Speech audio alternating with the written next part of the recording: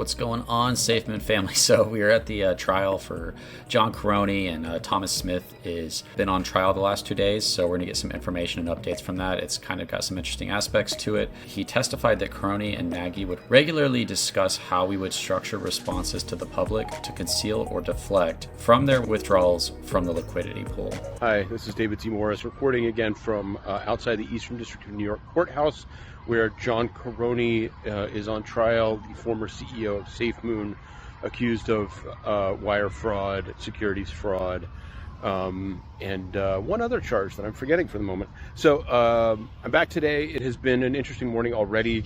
Thomas Papa Smith is still under direct examination by the prosecution. That means he's been going for now almost 2 full days. Interesting things that have come up today.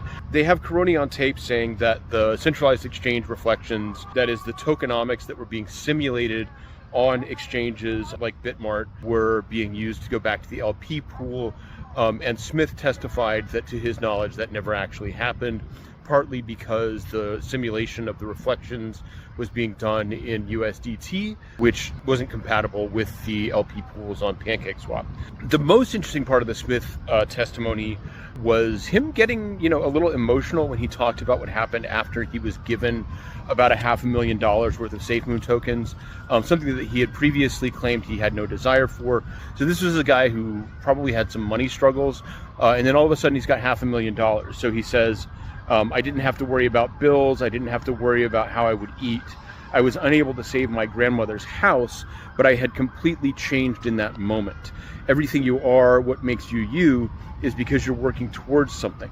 And when you get it, you change. You can't help it. So talking about sort of the psychology of suddenly having $500,000. Also have this article that had some information come out where Thomas is quoted saying, "As soon as I start asking you to trust me, you shouldn't." But it seems like Thomas is at least coming clean. This is actually great from Jan Piajoris. They found the OG white paper that burned all tokens in Dev Wallet prior to launch. Fair launch on DX sale. LP locked DX locker for 4 years. LP generated with every trade and locked on Pancake. So John's basically saying he's innocent and didn't commit fraud. He just keeps saying that statement over and over again.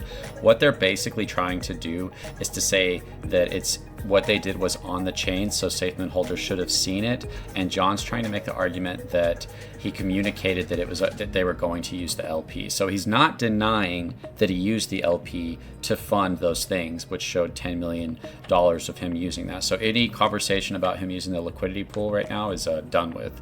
He's saying, I did use the LP, but it was okay because I communicated it, or whatever. That's his defense. It's not to say that he didn't do it, but that it was okay in the way that he did it is the way that they're trying to communicate that.